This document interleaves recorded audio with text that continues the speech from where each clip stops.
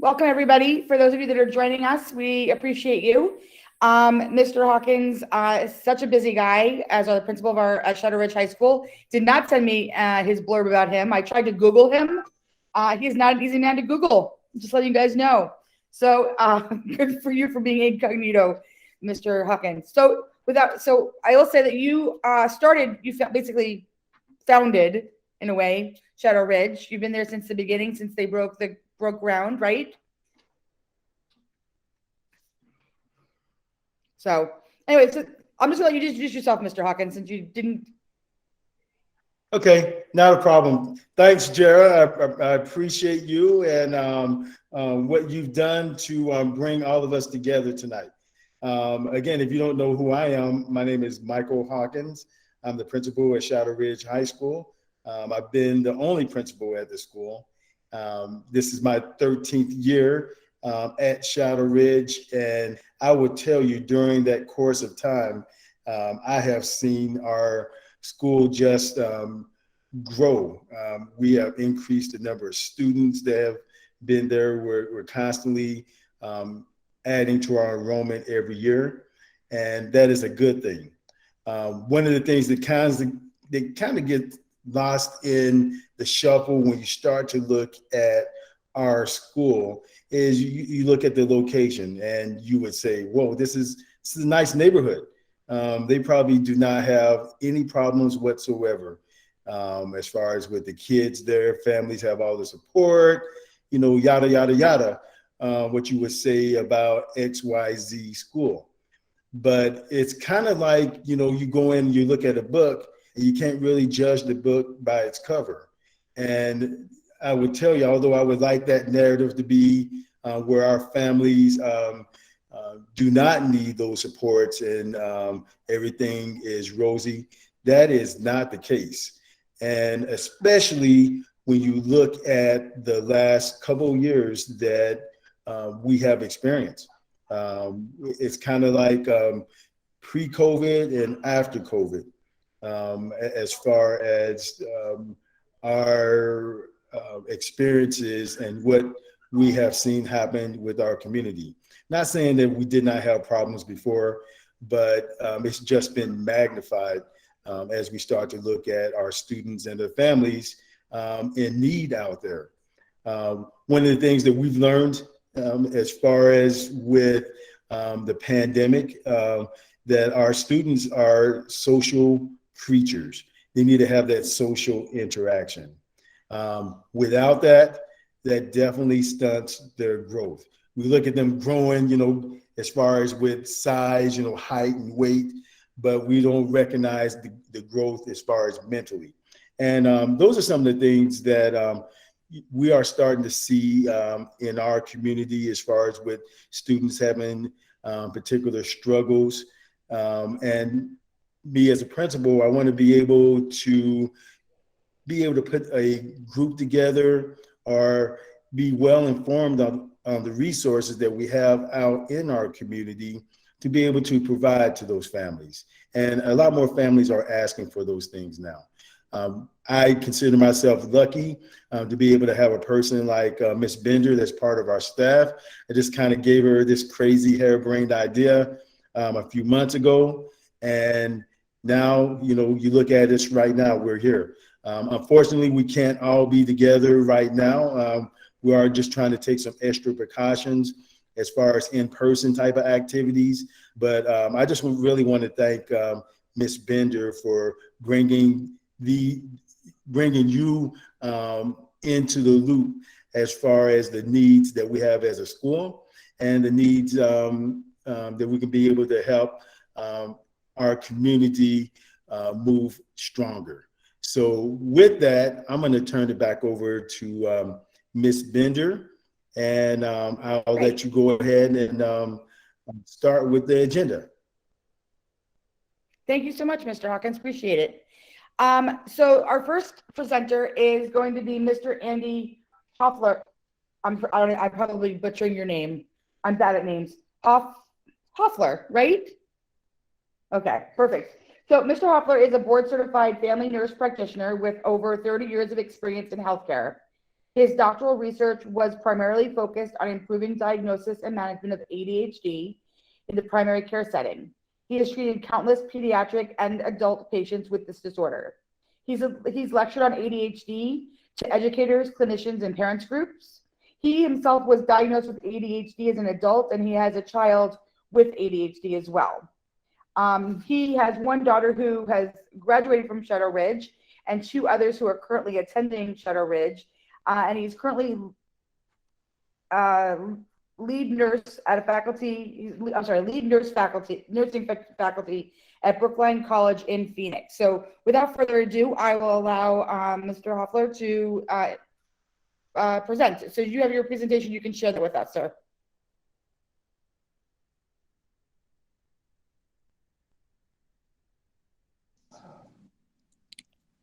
Dr. Andy, we can't hear you.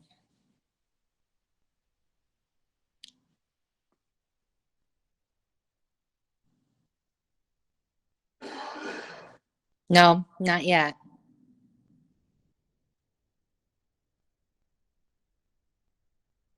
Make sure your microphone's right in the audio setting.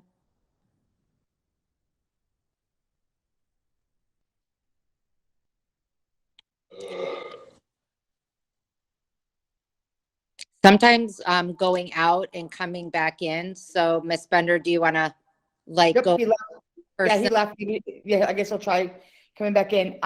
Let's give him 2 more seconds to come back in. Unless, of course, because I'm not prepared for the next one as I should be, so I apologize. All right, he just came back. Okay, perfect. You were still. Dr. Andy.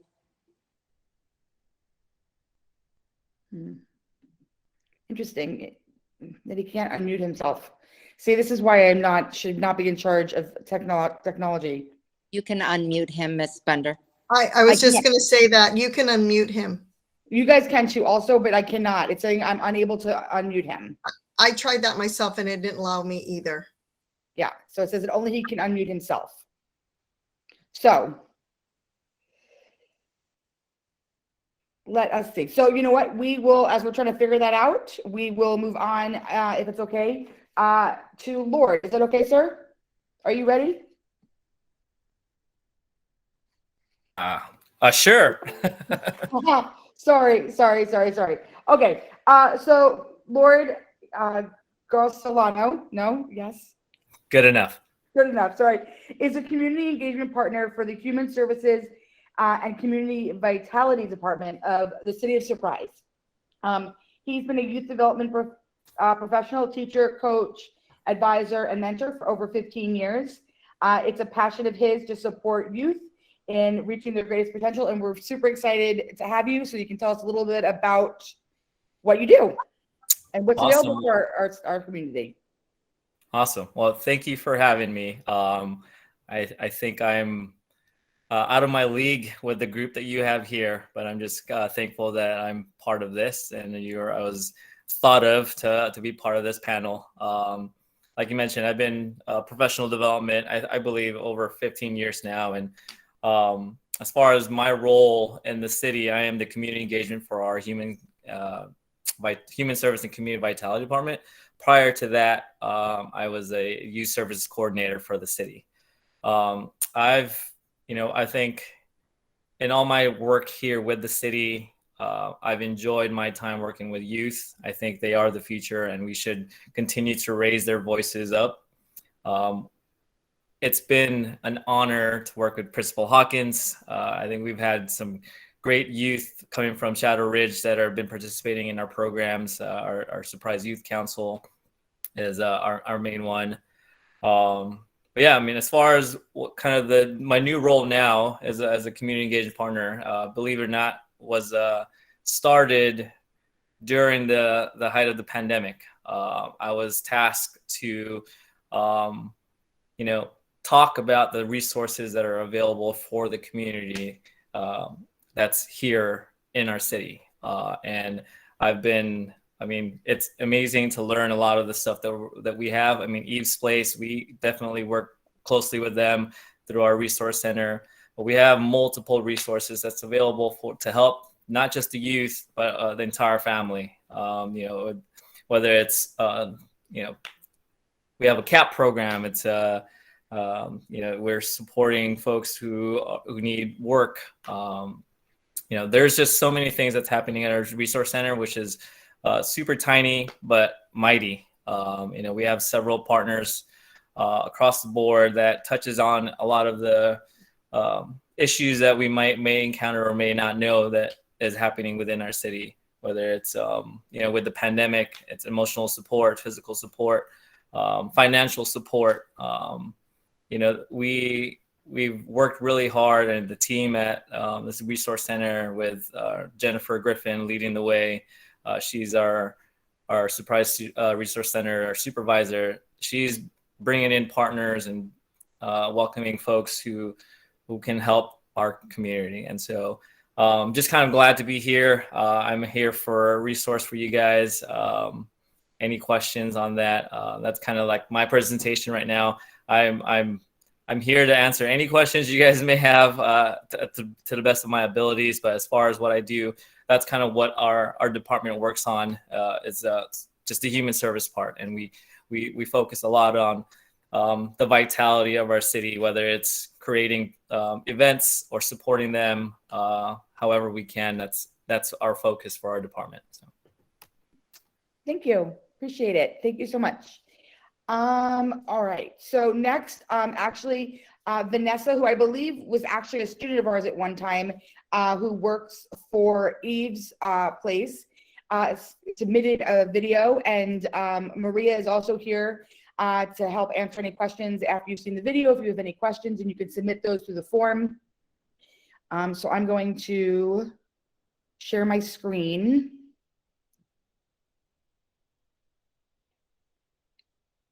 If I could do that.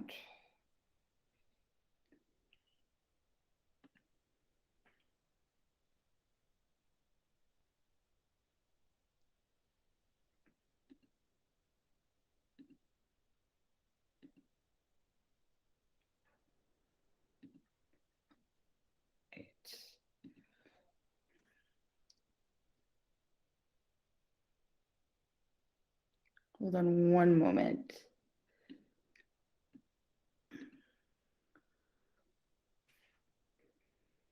Sorry, guys.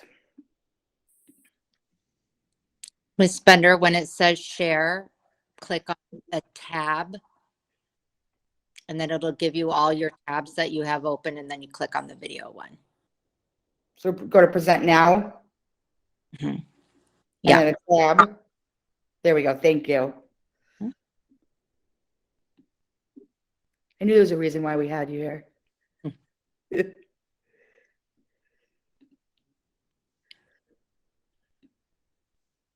And just make sure that you said share screen at the bottom, the little on the actual Google Meets. Yeah. There you go. Perfect. There we go. Okay. And then we will play. Ready?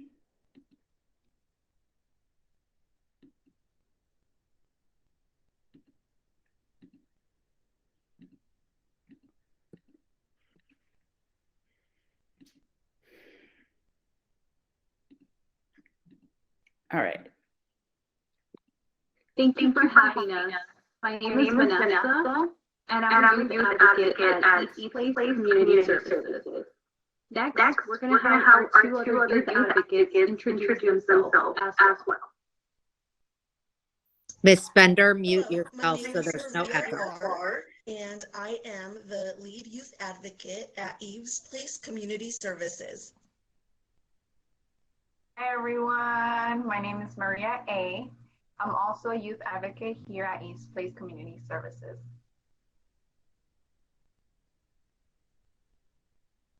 Our mission at East Place Community Services is to provide intervention services for teens and young adults ages 15 to 22 who have been victims of abuse, and that is including but not limited to family abuse, sexual abuse, and teen dating abuse. Our program is unique, and we pride ourselves in meeting the youth where they are in their individual journey. We connect with youth by engaging them in implementing activities and life skills that enhance and prepare them for their future. Currently, Eve's Place Community Services is providing services such as individual support with a domestic violence, sexual abuse advocate, coping skills, identifying red flags in relationships, guidance through the college application process, and assistance with filling out scholarship applications, resume writing, resources and referrals for individual needs, virtual self-care, educational support groups, and individualized safety planning. Mental health is a huge topic for youth today. Regardless if we're adults or youth, we all have mental health. And at Eve's Place, we work with youth by providing tools they are able to use no matter where their mental health stands. In our youth groups and on individual basis, we focus on healthy relationships. Having healthy relationships is one of the most important things in life. Being able to have a healthy relationship allows teens to identify red flags when entering relationships. We also provide helpful tools that will assist teens in having better communication. We focus on teaching them things such as the importance of listening, paying attention to verbal and nonverbal language, to avoid conflicts by communicating in a clear, calm, and respectful manner. All this to avoid any type of violence. If you have any other questions, please feel free to reach out to our office at 1-844-301-7908. To sign up, if you are under 18 years of age, please have your parent or guardian sign a permission slip at evesplace.org. Click on the Teens section and submit the completed permission slip. For those young adults 18 and over, please call our office to enroll.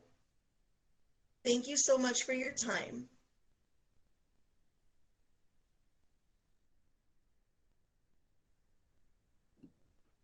Thank you, Maria, and your team, appreciate it. And so we'll get, if any questions pop up, we'll have that during the Q&A. Is there anything you wanted to add though prior to that? We can't hear you.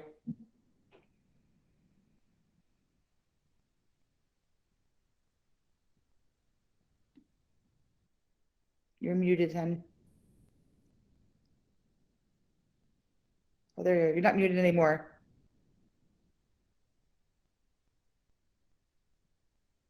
Still can't hear you. Maybe you can leave and come back and we'll do that for the Q&A if you don't mind. Thank you. Appreciate it. Sometimes phones work better than computers. Yeah, I see that. I see that. So next is Kathy Villa from Southwest Behavioral Health Services. Kathy has worked at Southwest Behavioral Health Services for the past 15 years. She currently oversees the school-based counseling services in the West Valley. The program currently services 10 school districts, and that encompasses 94 schools.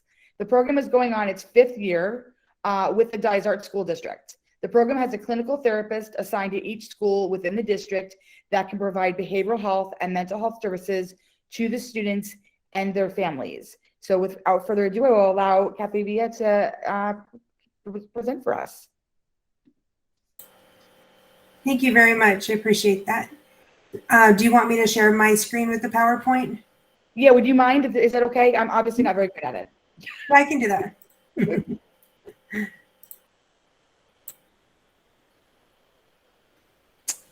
All righty.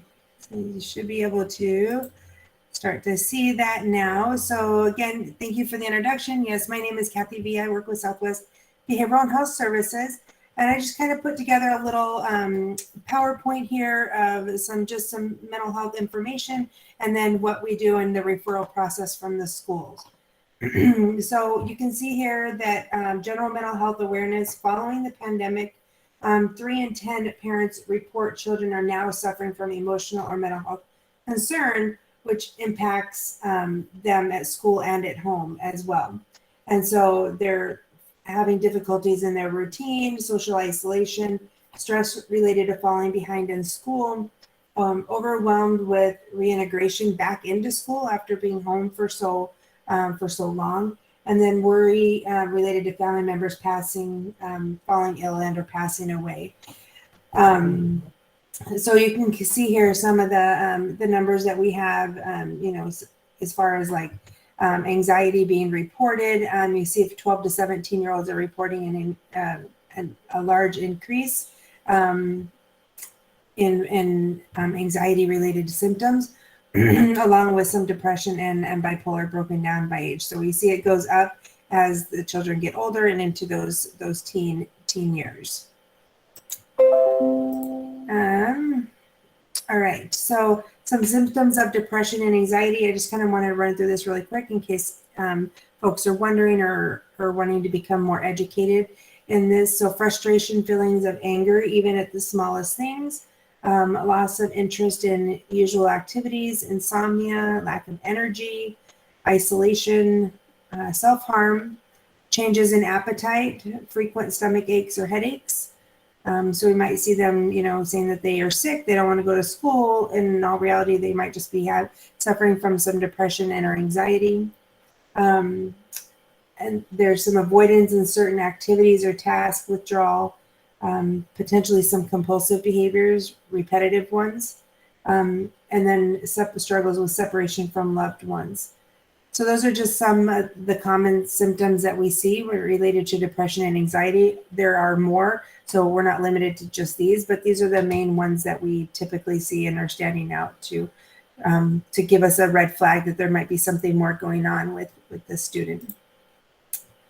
I've included here the resource lines for folks. There is a teen lifeline that teens can call. I know they're given this information out by the school as well, but we also give that to them when we're meeting with them. The National Suicide Prevention Lifeline, and then the Maricopa County crisis line that's here as well for students and their families.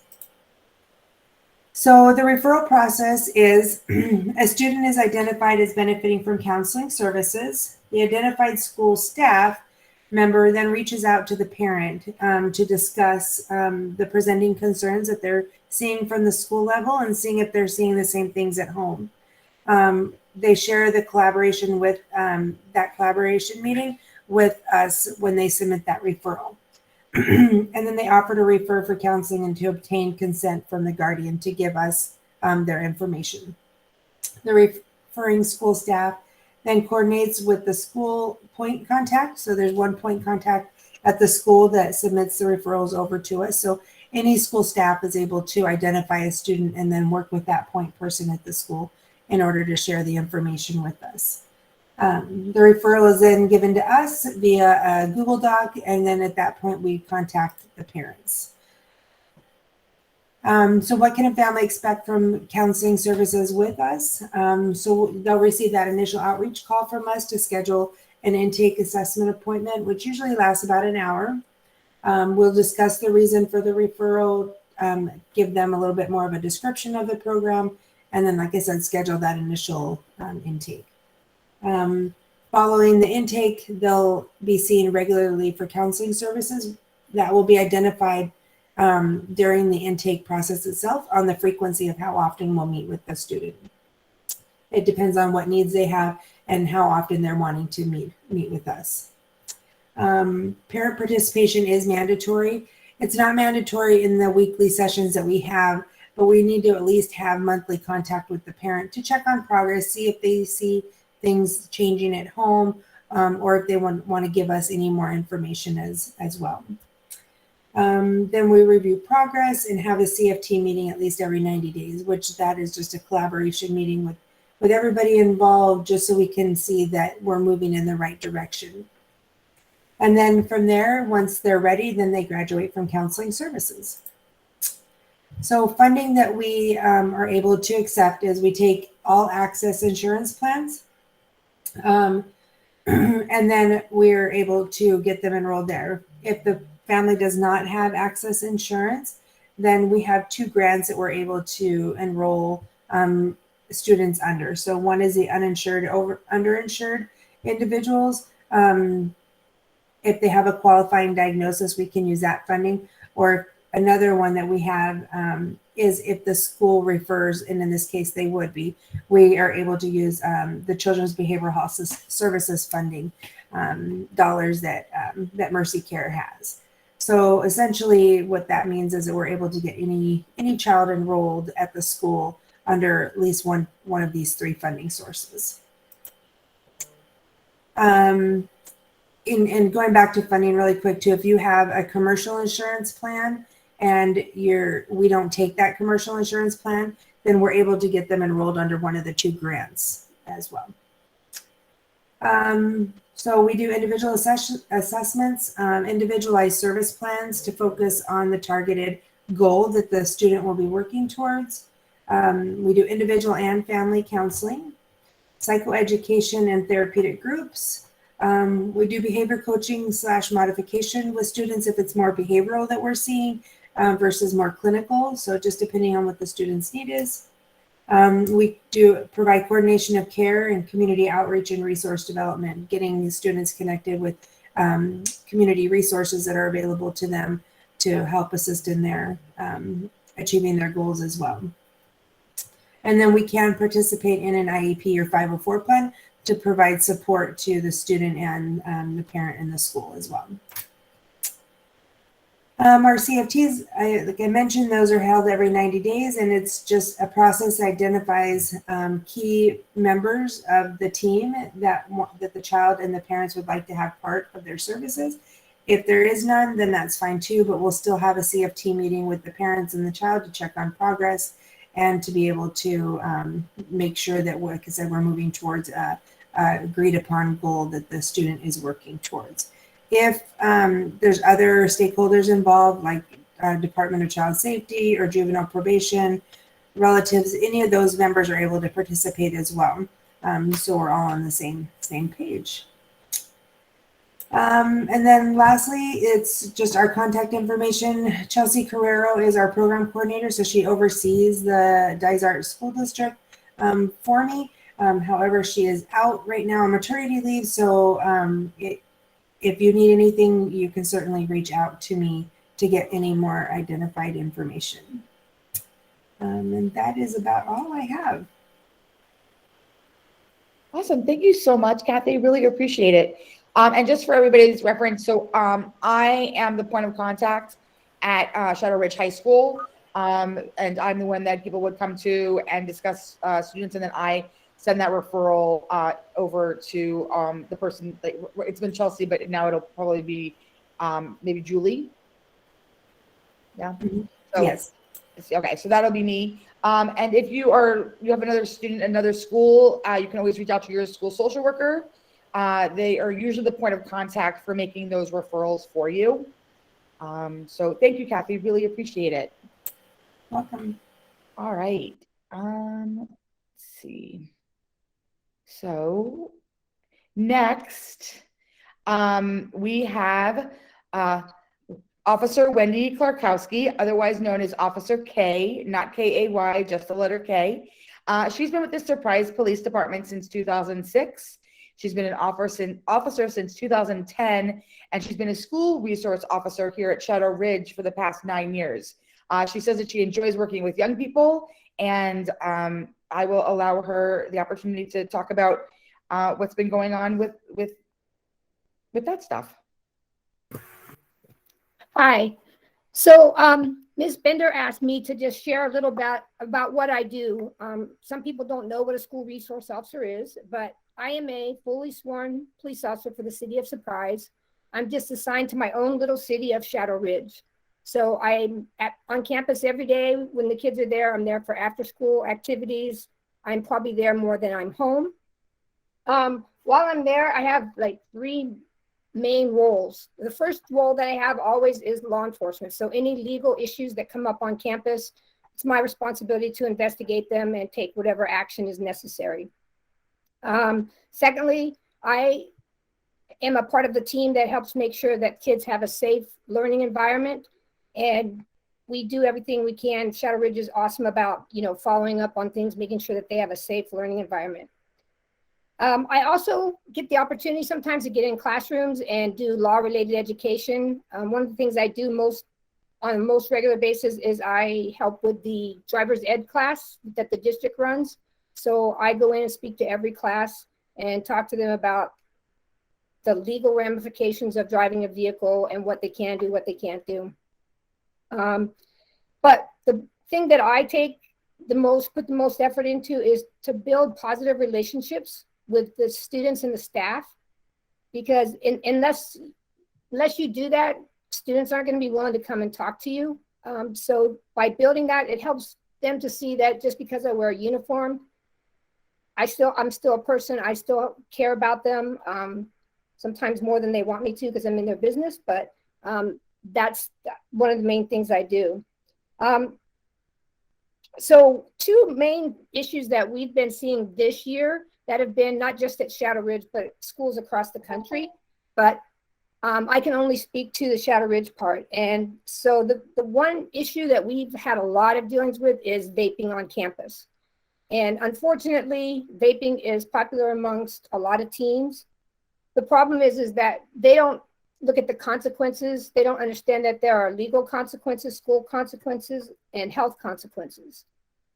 So from my point, the legal consequence, the kids can get a citation, they go to court, they end up having to pay a fine, they have to do community service, then they have a criminal record.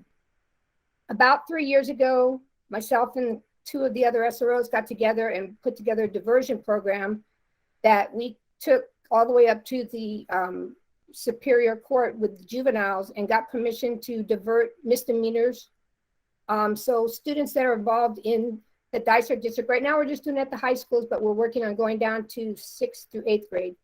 So if a student gets caught with a vape on campus and it's their first time, we can offer them a diversion, which keeps them out of the criminal justice system, cuts their suspension time down, so it brings them back on campus where they need to be. And it holds them accountable where there's videos they watch, tests they have to take, essays they have to write, community service. Their community service is done at Shadow Ridge, so they're giving back to the community that was affected by their actions. And so far, I think in 3.5 years, I've done about 140 diversions with only 2 people that repeated the offense, and I think like 3 people that just flat refused to do it. So they ultimately ended up having to go to court. The problem with the vaping is, and I just saw an article today that they're now finding cocaine in these vapes. So anything, the Attorney General's office here in Arizona has been collecting the vapes that not just Shadow, but all schools across the state, they give them to them and they test them because they want to see what's in them. They found fentanyl, heroin, meth, and now they're talking about cocaine. Anything that can be turned into a liquid can be put in there. And these kids don't realize it until it's too late. So we're really trying to be proactive on being in the places where the kids think that they can do the vaping without being caught to try and disrupt that activity. We'll see how successful that's been.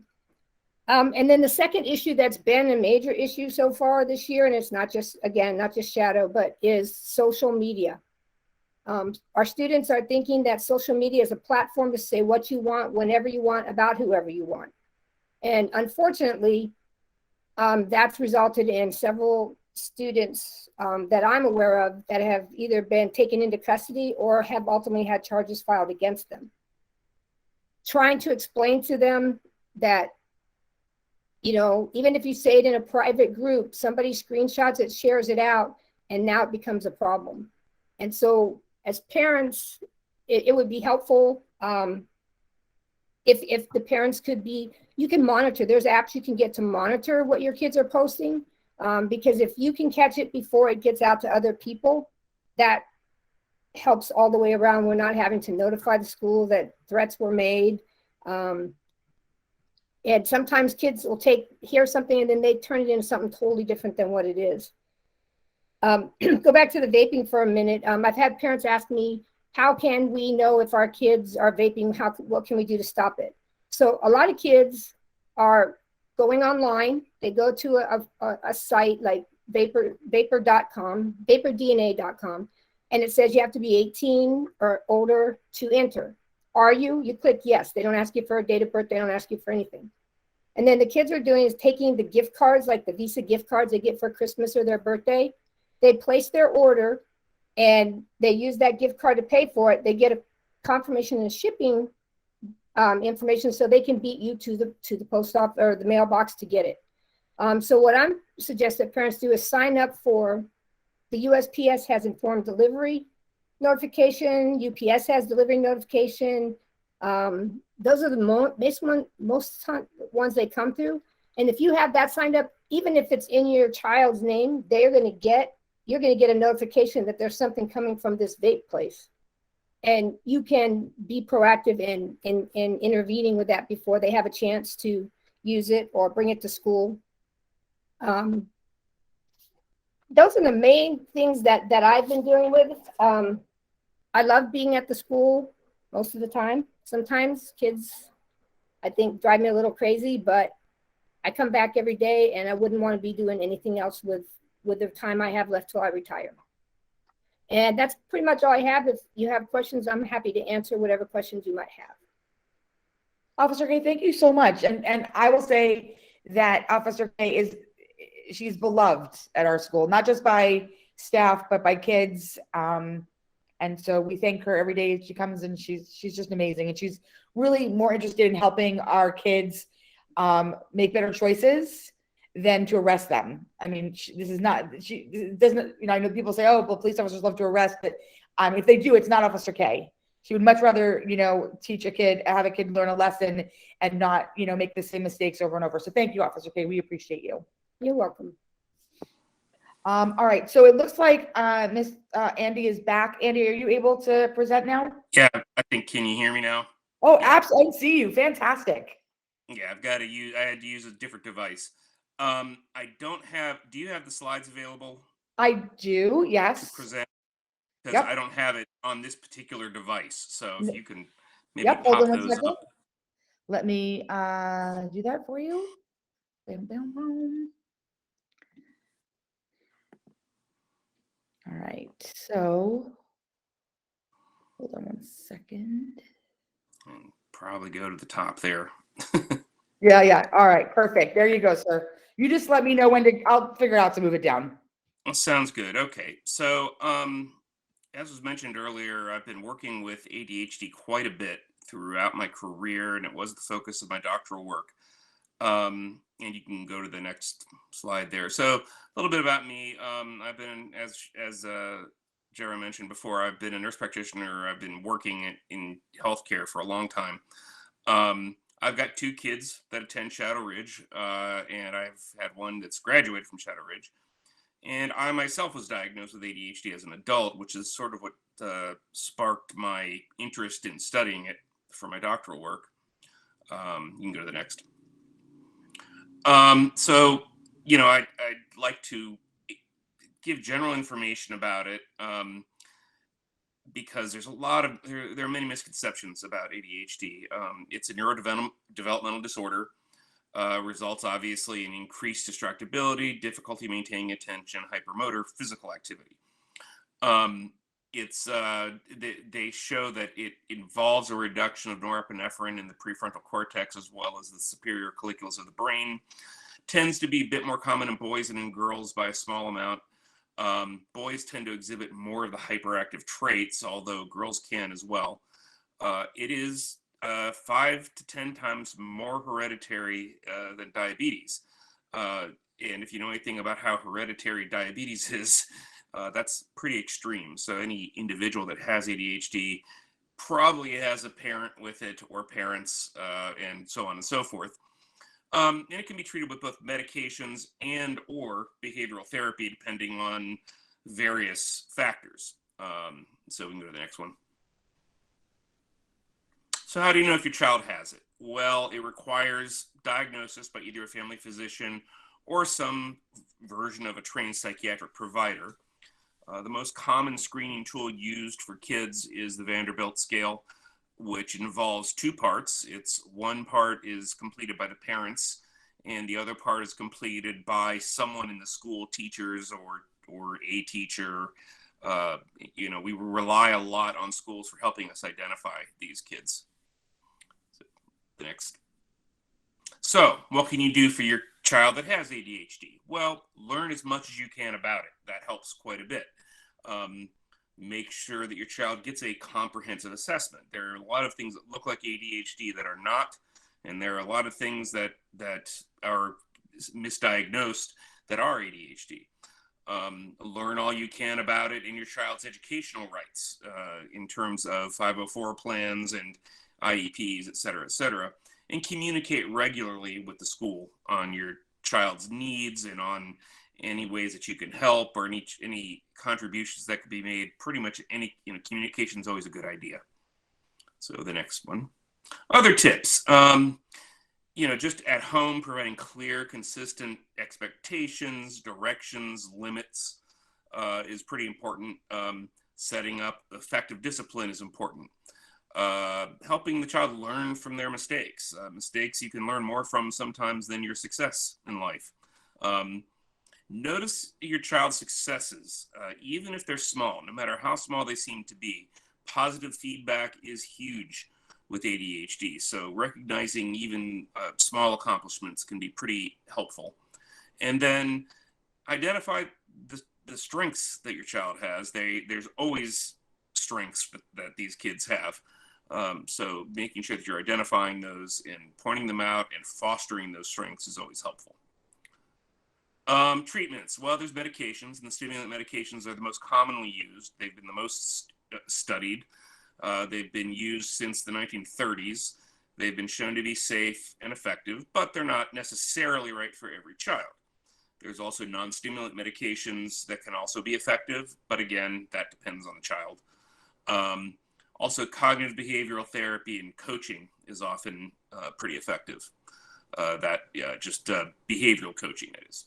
So some common myths, because certainly a lot of parents are concerned about these things. ADHD being a recent phenomenon or not being real. Well, it's not a recent thing. We've just been able to identify it better. The first written notation of ADHD was Hippocrates himself in 493 BC. And you can read that quote there that's attributed to him. The first real published work on it was in 1793 by Alexander Crichton, who was a Scottish pediatrician. And then it was first named or fully discussed as its own separate treatable disorder by Sir George Frederick Still, who's sort of considered the father of ADHD treatment. So it's been around for a while. It's been around since the dawn of time, most likely. And the next slide. Another myth, it's a result of poor parenting. No, it isn't. It has nothing to do with parenting skills. It isn't a problem of motivation or laziness. It's caused by differences in brain function and how the brain is structured. So, myth, my child can pay attention to his or her video games for hours, so she must not have ADHD if they can do that. Actually, it's the opposite. Excessive use of visual media, including video and computer games, actually can be a predictor for ADHD. And in fact, video and computer game addiction is 10 times more common in people with ADHD. They think this is because, or they're pretty sure this is because the parts of the brain stimulated by visual media are different than the parts of the brain that are used in a classroom instructional environment. So it's a completely different animal in terms of what they're paying attention to. Another myth, my child isn't hyperactive, so they can't have ADHD. Well, hyperactivity mentioned ADHD doesn't necessarily mean the child bouncing off the walls and swinging from the chandeliers. It's actually more commonly exhibited, and we see this in both kids and adults, as hypermotor activity.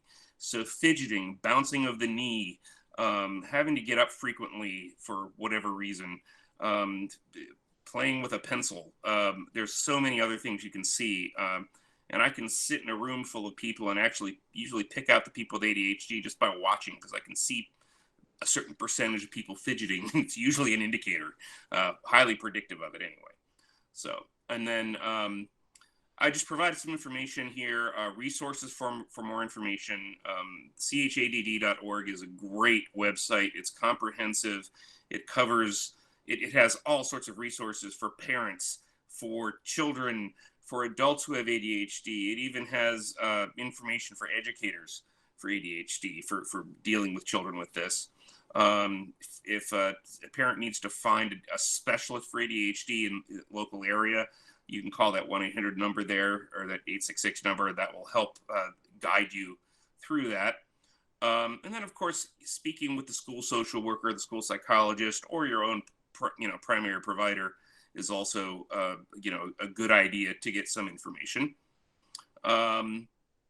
There's good news. Most kids with ADHD do really well if they're well focused and they're managed. Certainly I did pretty well with it. This is a list of notable people out there that have been diagnosed with ADHD that seem to be doing pretty well in the world. It's usually a predictor for pretty good success. So doesn't mean your kid is going to have problems, but it also doesn't mean that they're going to be a failure in life, although sometimes it can feel that way and it can be a struggle. So, and then, finally, I left my email address on here if anybody feels like they want to contact me for more information or any other questions. And that's awesome. All I've got for it. Well, thank you so much. I really appreciate it. I actually learned some stuff, so thank you. I appreciate it. All right. You're welcome. We're always good for learning. We're always good to learn. And actually, so I was going to have Ms. Bohan go next, but since we're talking about ADHD and you did mention the school, like schools, so like IEPs, 504s, if it would be okay, I'd like to introduce Bonnie Chamberlain. Ms. Chamberlain has a Bachelor's of Science in Special Education. She has been teaching for 27 years. She is national board certified. She's a veteran teacher with 16 of those years here at Dysart. In her career, she's taught all levels of special education from preschool to 12th grade. Also certified kinder to 6th grade general education. And she currently co-teaches sophomore English and she is also the sophomore English resource teacher. So Ms. Chamberlain, if you wouldn't mind presenting a little bit about the IEP process, kind of what, at least at Shadow Ridge, like the ESS program that we have. Absolutely. Hi, everyone. Thank you, Ms. Bender. Yes, I've actually, because I went to school a long time ago, I actually have a Bachelor of Science in Special Ed, and then my Master is in Educational Leadership as well. And I've taught both Special Ed and Gen Ed across the elementary level for Gen Ed, but I have taught preschool through now college. I taught for GCU for a few years in special education as well. And so in Dysart, parents might get a little confused, especially if you're new.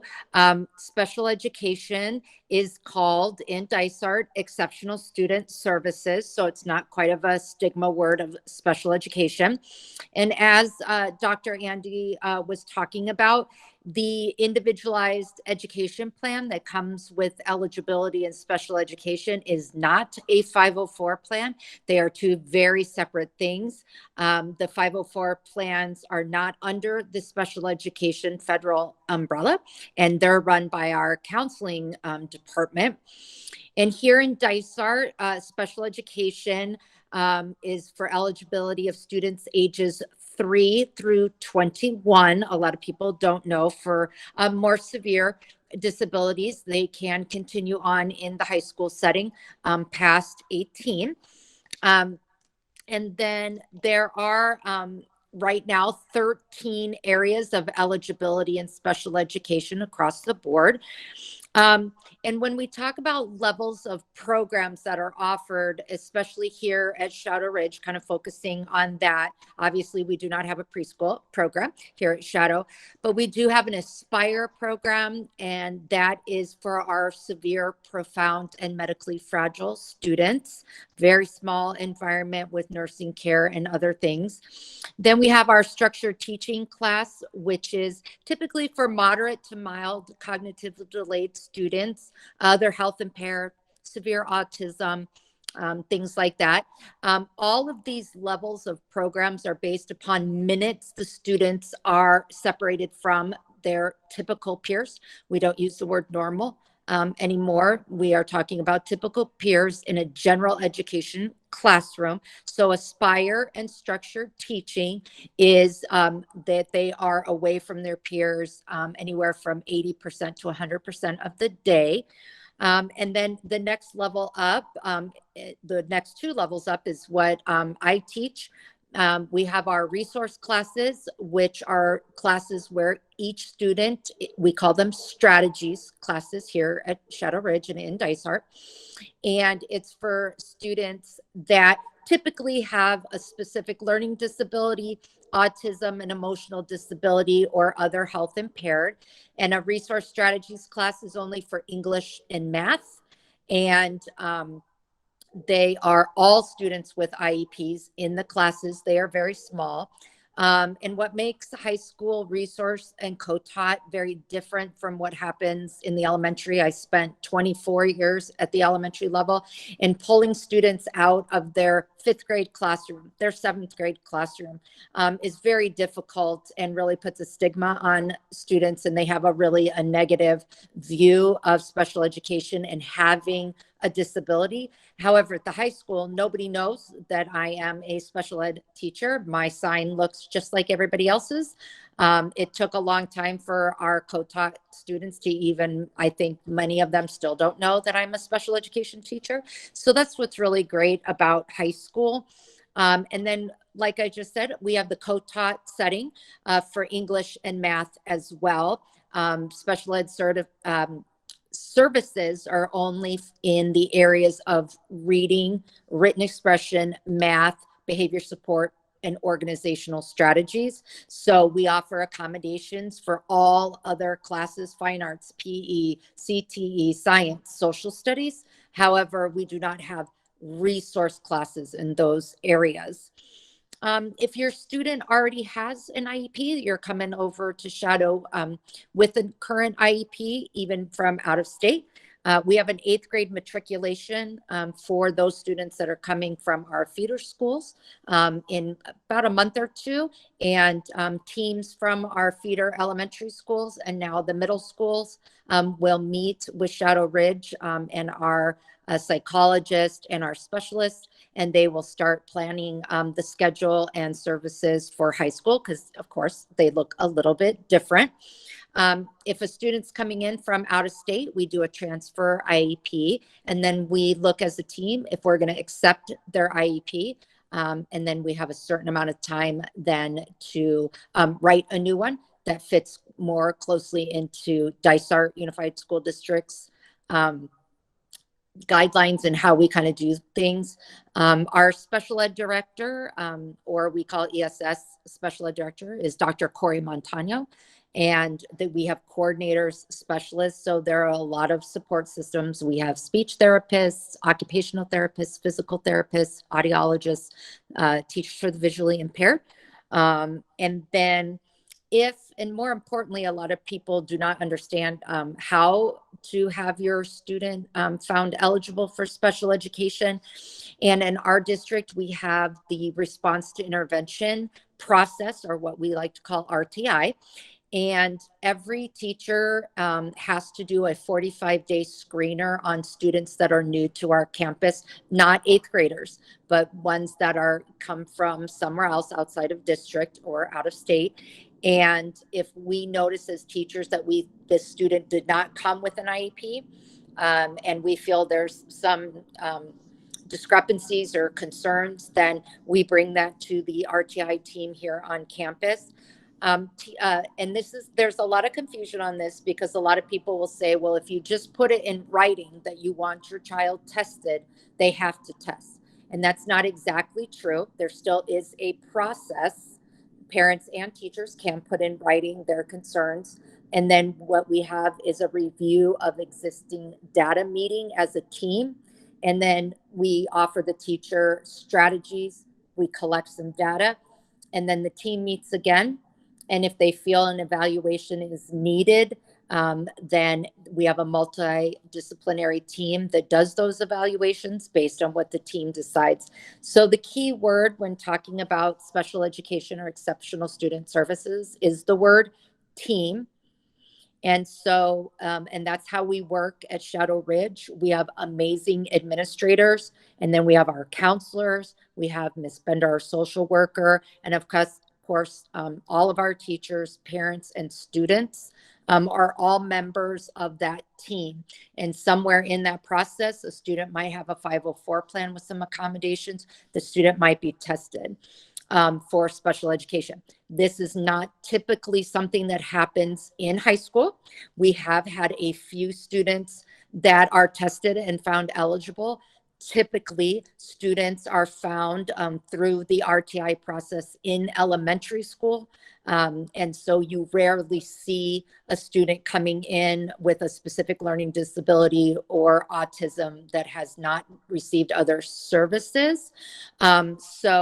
At high school, we typically don't see, but we do have some students that are eligible as emotionally disabled or other health impaired for that ADHD that now has come to a place where they cannot pass classes.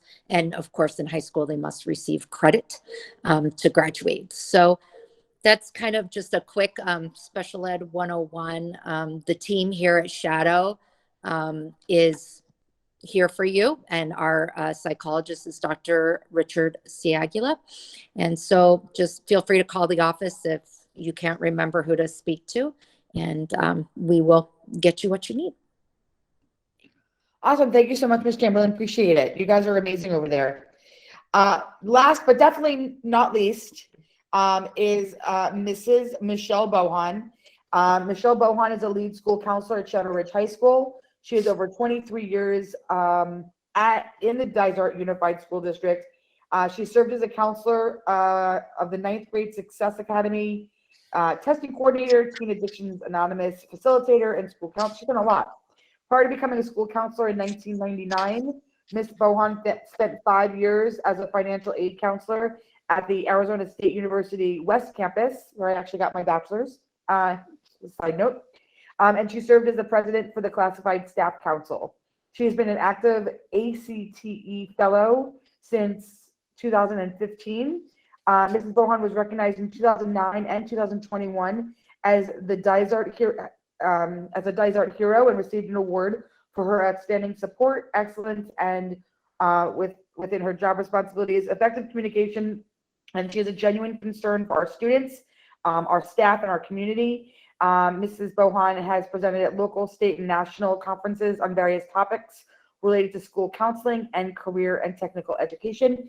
And right now she has 2 children who are attending Shadow Ridge High School. I will give her the floor. There you go, Ms. Bohan. Thank you, Ms. Bender. Good evening, everyone, and thank you for joining us. I was so excited when Ms. Bender asked me to join this panel.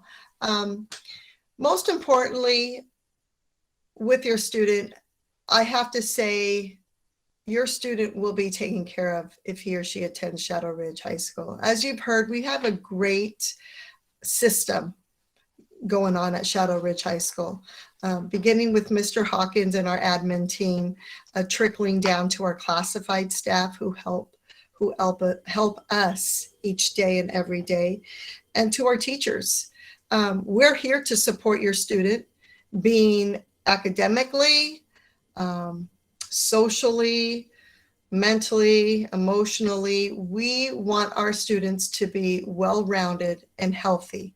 And so we need to do the best job that we can to let our community know the services that we have at Shadow Ridge High School for your student. So I'm glad I had this opportunity to be here. I'm here to answer any questions regarding college and career readiness. Right now we're busy with course selection, what that looks like, what that sounds like, how to meet with your school counselor. We encourage we start with our incoming freshmen, so our current 8th graders, to come and meet us, to introduce themselves. So we're here to support them. We're a huge advocate for our students. So we just want our students to be successful and be college and career ready. As Ms. Bender mentioned, the ACTE, it's the Association for Career Technical Education. I am a huge advocate for career technical education. I'm going to say this with pride that not every student is going to go to a 4-year institution or community college. However, every student does need a high school diploma. And with that being said, what is their passion? Do they want to consider a trade? That is not a bad thing. So I like to tell our families at Shadow Ridge to consider the career technical education pathway, not to dismiss it, to consider the community college first, not to dismiss it. Universities are great. I'm not going to downplay them whatsoever. However, I just want our students to be college and career ready when they leave Shadow Ridge High School. Thank you. Thank you so much for joining us. So we were originally going to take a 10-minute break so that we could get the questions situated and then kind of have our panelists kind of go through it, and then I'll ask them and then we'll answer them. Because we're running a little bit shorter on time, it's 7:07, and we said that we would be done at 7:30. I know people have things to do, lives to get to, families. We're going to take a 3 to 4 minute break if that's okay, just in case anyone has to get a drink of water or use the little girl's room. And then we will ask the questions. And again, remember, this is being recorded, so if you're unable to stay with us, please, we understand, and we will be sending this out some way, shape, or form. I got to figure that out as a recording. So I'm going to put us on break. And there we go. I'll see you guys here in about 3 or 4 minutes.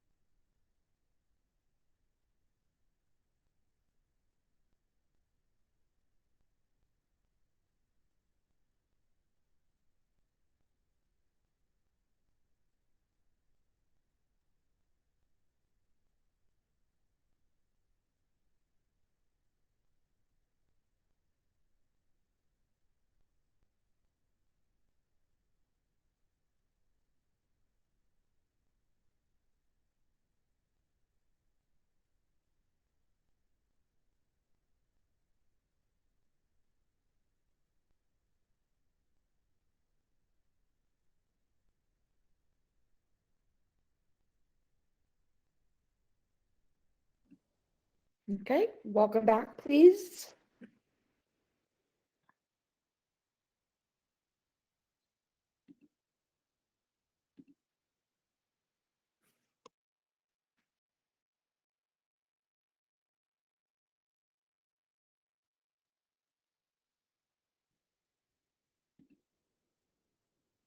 Hello. I see Andy, I see Bonnie, I see Kathy. Oh my God, I feel like that. You guys remember, I'm just so dating myself, but you guys remember this, was it called The Secret Garden? And she holds up the mirror and she's like, I see, right? Everybody? No? Okay. It reminds me of Hollywood Squares with all of us in our little square. Yeah, that I get too. But do you remember what I'm talking about? When she would be like, I see Bonnie, I see Andy. No, no. You're dating us, Miss Bender. I'm really that old. Wow, it's crazy. All right. So, I did share the questions with all of the presenters, but I'll read the question. If you feel like this is something that you want to jump on, please do. Hopefully we will be able to answer all the questions. If not, if there's a question that kind of stumps us, then we can always figure out how we'll answer at a later date and get back to that person with that response. We'll make sure that everybody's questions get answered. And so let's see. First question. And again, I'm not going to be saying who they're from, but I will say that it is from a parent of a 9th grader and they want to know, how can we steer an adolescent from electronic device addictions to having necessary, productive, and consistent habits? Wow. I feel like if we knew the answer, we'd be millionaires. Does anybody have any suggestions?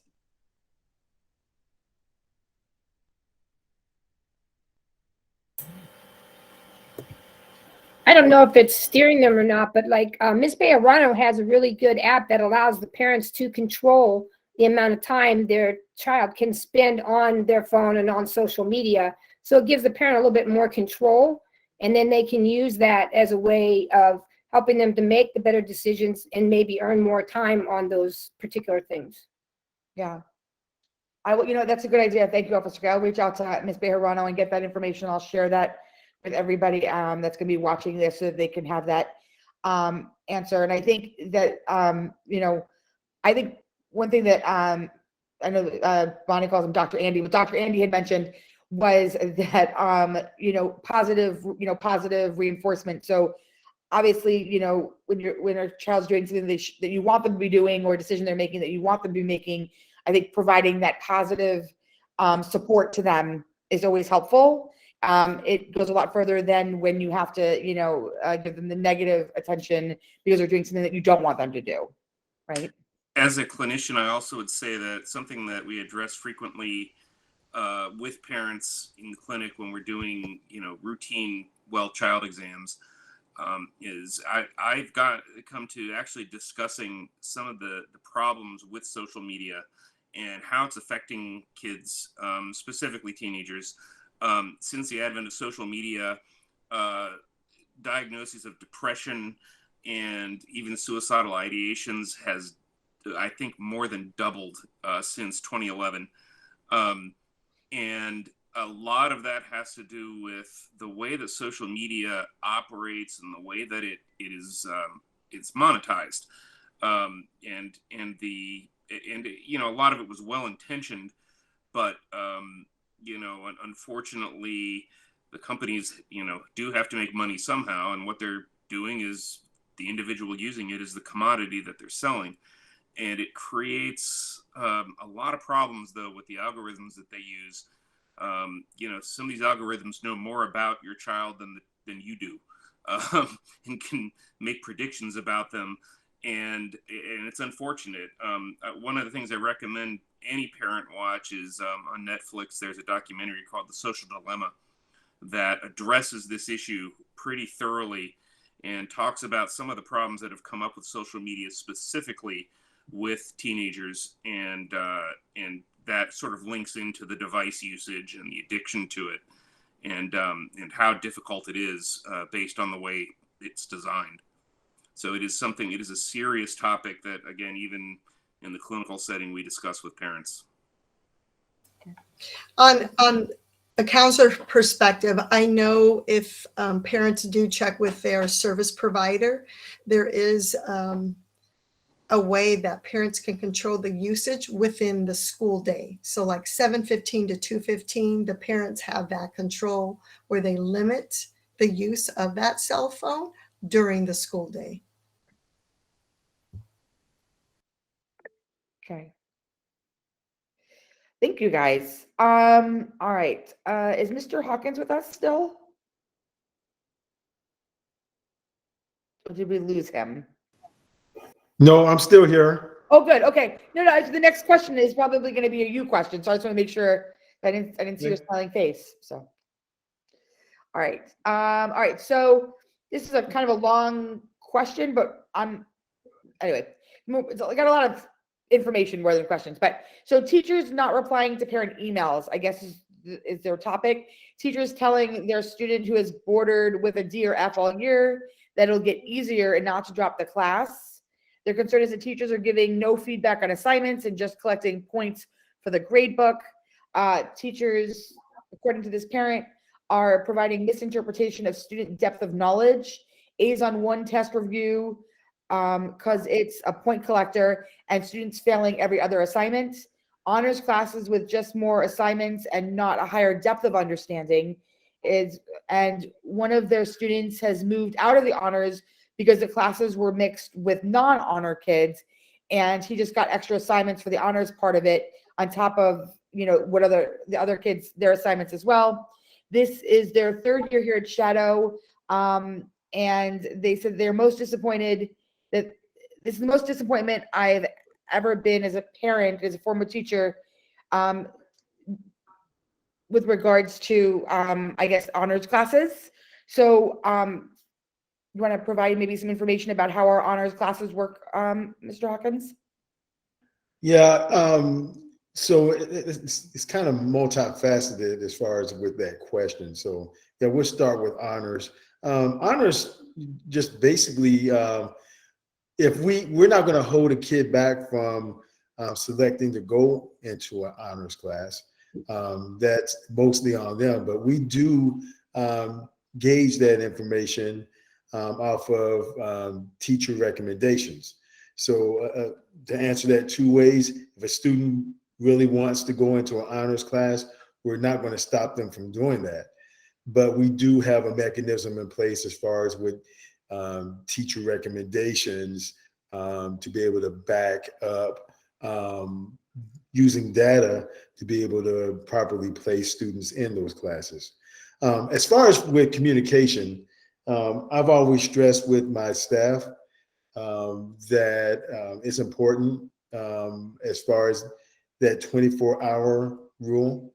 So, there's a lot of things going on, during the course of a day, but 24 hours, they should be able to get back in touch with that parent within that amount of time, and their question being properly answered. So saying that if there's issues with that, there's a number of resources at the school, being able to utilize guidance counselor, being able to utilize administration as far as with those communication type of things. Now, I can't go in and say, as far as a student, sticking with a class. I think, one of the things that we see as far as with students coming to high school is that workload. And I know that we stress to the students, and Michelle Bohan can chime in as well, as far as coming in their freshman year to really, hunker down and buckle down on setting some habits, healthy habits, as far as with studying and making sure that they have their assignments completed. Honors is a lot of work, And I know that we stress those particular things as far as with AP, dual enrollment, those students going in and being ready for those end of course assessments that they would take in those particular areas. So yeah, it's going to be increased workload depending on the teacher's comfortability. I mean, I think they differentiate and have a wide variety of assignments, projects for the students to be able to work on. So again, I would just say that you know, anytime you know there's a little difficulty there, it's not the time to jump out of the car. It's important for them to make sure that they are just finding those healthy habits, finding the healthy balance between school and their personal life to be able to work to their individual best. Thank you, Mr. Dawkins. And I would definitely, you know, and I've heard you many a time tell us as staff and teachers that communication. And so I would definitely suggest that if a parent or guardian is having difficulty with communicating with their teacher, that they either reach out to one of the counselors. I know the counselors are awesome, even to you guys as administrators. And all that information is on our website. And I can provide that later for everybody so that they have that in case they don't know it. But you know, you guys are always available, and so thank you, appreciate that. All right, let's see. Next question, social media concerns. I think we addressed that already. And then the other thing was no support from biological father. I'm not sure what this is exactly referencing, perhaps maybe not support from one parent when it comes to education or mental health stuff. So if this is your question, you feel free to reach out and you can email me directly and I can see if I can't get more information for you. If you would like to give me some more information about the point of your statement. I know that Miss Chamberlain left, but I'm sure there's other people that can answer this.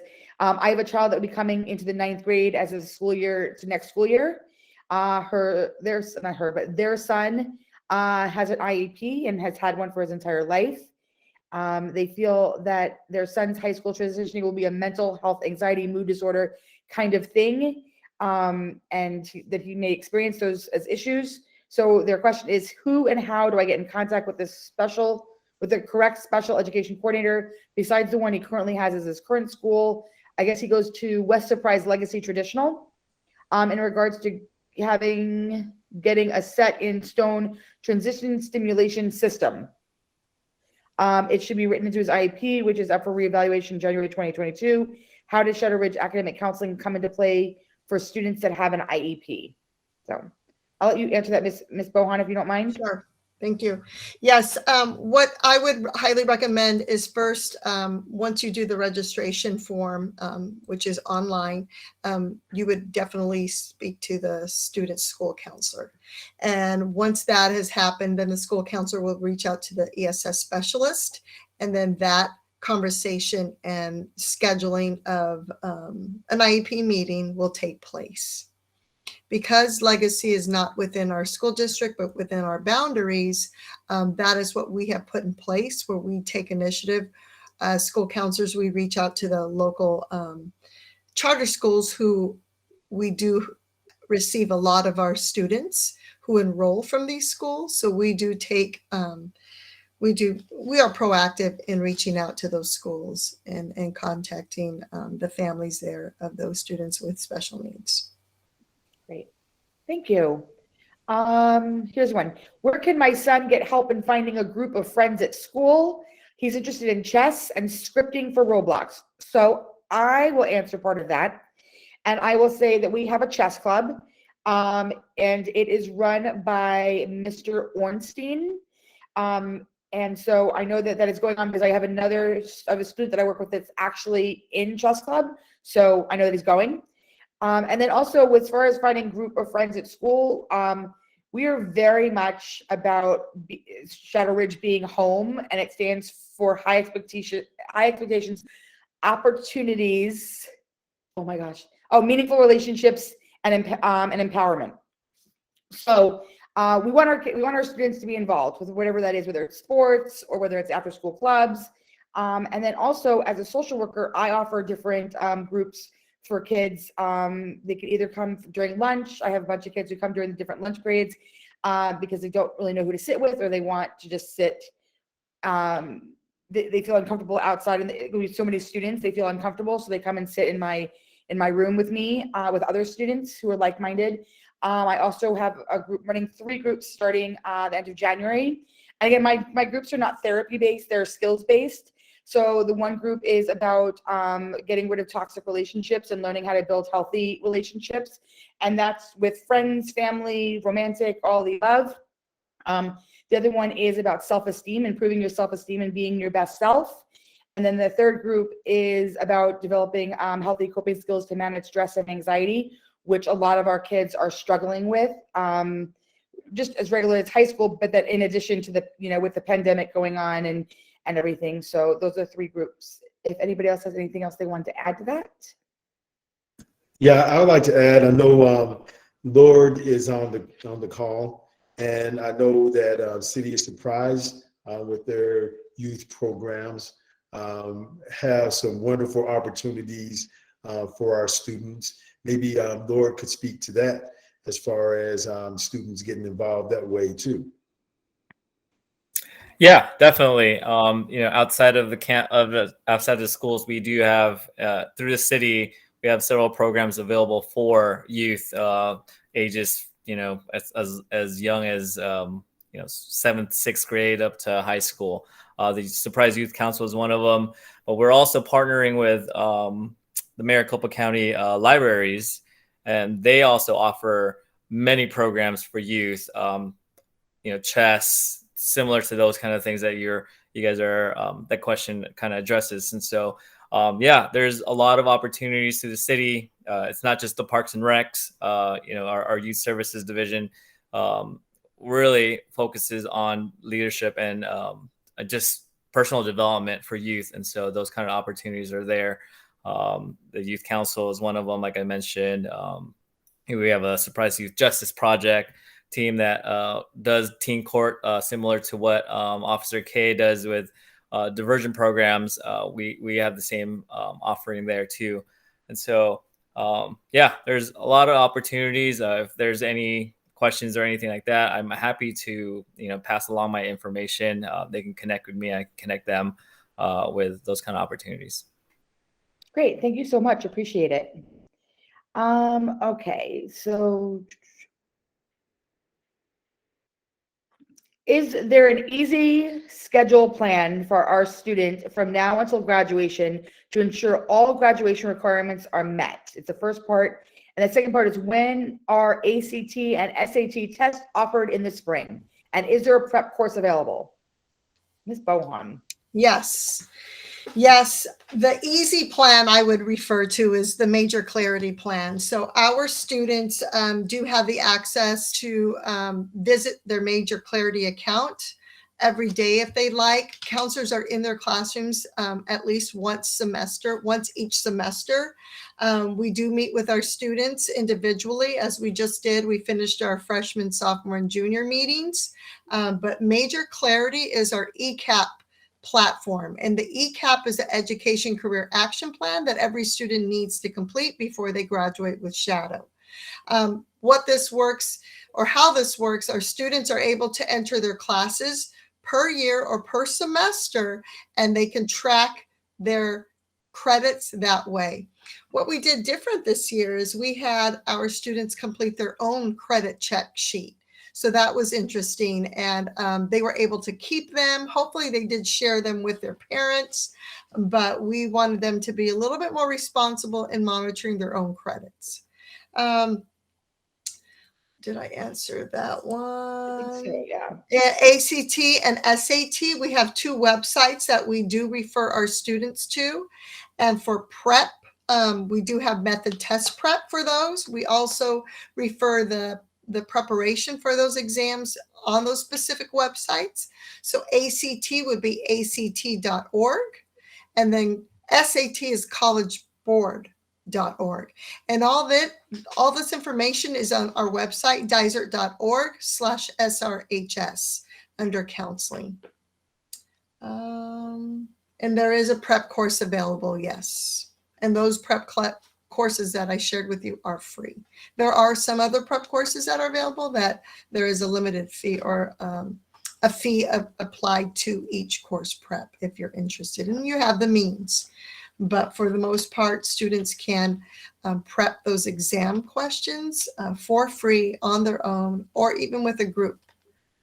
We do offer ACT for free for our current juniors. So spring semester juniors will be able to take the ACT for free at Shadow Ridge High School. But I can't tell you how long that will continue. But for right now, it is free for our current juniors in the spring. Thank you. And I know that Ms. Logan, one of our assistant principals, was just messaging me, and I gave her the opportunity if she wants to add anything. Do you have anything to add, Ms. Logan? Yes, I do. At this time, I wanted to add, excuse me, that our ACT for free is going to be on April 12th for our junior students. I also wanted to add that we did create a new opportunity that's new this school year. So we've added our Saturday schools recently, and this semester, twice monthly, there will be an ACT prep course specific to Saturday school that is being offered in addition to assistance in their current core classes. So just be on the lookout for announcements regarding those dates, and Mr. Birnbaum will be heading that up for the entire school. And so I just wanted to share those additional opportunities, and that's in addition to on Mondays in students' current 11th grade math and English classes, as well as their social studies class, that they are using methodized prep, which is a program that has been paid for to kind of put the students through some drills and some different activities that are going to prepare them for not only the time constraint, but the content of the current ACT exam. And so they've been working on that all year long. And so I just wanted to share those couple of facts with kind of the team so that everyone is aware of what is being done by Shadow to help prepare the students. Great. Thank you, Ms. Logan. Appreciate it. Next question. When do kids and counselors start discussing applying for college? Ms. Bohan? You know, it's never too early to start apply or considering to what colleges that the students are interested in. What we do is we do introduce the concept in 8th grade when we do go talk to the students, but we use Major Clarity. We talk about assessments, what their personal learning and the personal types and their learning assessments, how they are, what they're about, what passions our students have, what should they consider. So all this is in Major Clarity. Stride classes on Monday, we do go over how to apply. We just had with our seniors, the financial aid, which is the free application for federal student aid, the FAFSA. We just had that lesson, why it's important for students to apply, when they should apply, what monies they can receive when they do apply. And it's like I said, it's never too early to start having those discussions with your children. Very important for them to start learning about what pathway they'd like to take after they graduate. And Major Clarity is huge, conversing with their teachers, with their counselors, with their parents too. A lot of our students who are first generation college bound students, sometimes it's a little bit more difficult for them when they don't know what questions to ask. So definitely we're here for them and helping them and advising them and guiding them to explore their options. Great. Thank you. Then the question was, does Stride class on Mondays go over mental health and how to handle school and personal stresses? And I will say that usually once a month, I am responsible for that lesson plan for Stride for all grades, 9, 10, 11, and 12. And we talk about things about healthy relationship building. We talk about ways to manage stress and anxiety. We talk about conflict resolution, stuff like that. And in addition, like I said earlier, I'm offering those 3 groups. Kids can stop by my office, or they can find one of my flyers around campus and use the QR code, which I can also include with everything. And they can join the groups that I am offering. Okay, let's see. Another question about getting prepared for college. And so I think for those people that are interested in the college questions, that they can reach out to your student's counselor. Their counselors are awesome. If you're not sure who your counselor is, you can always call. Michelle, how do they find out who their counselor is?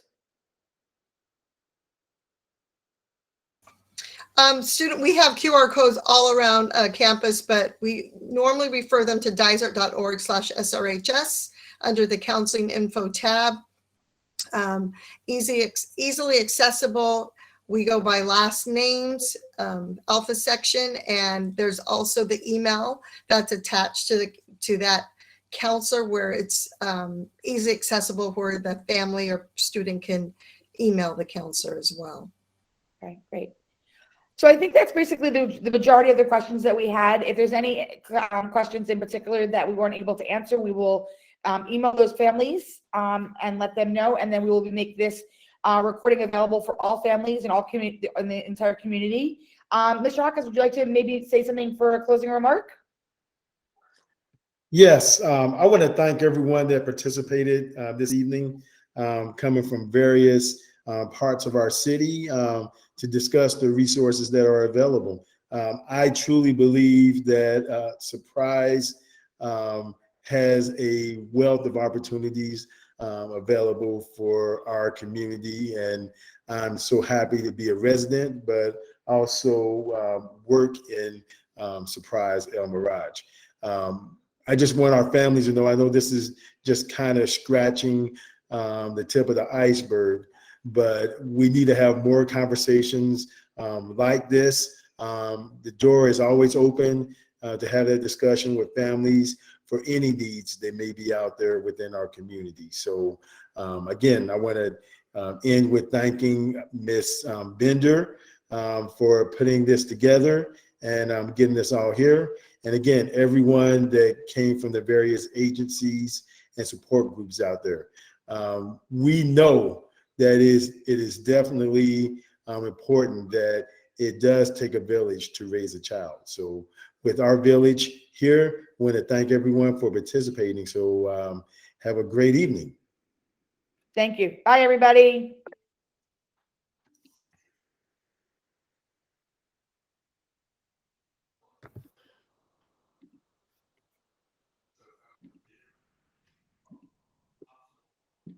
They went pretty good.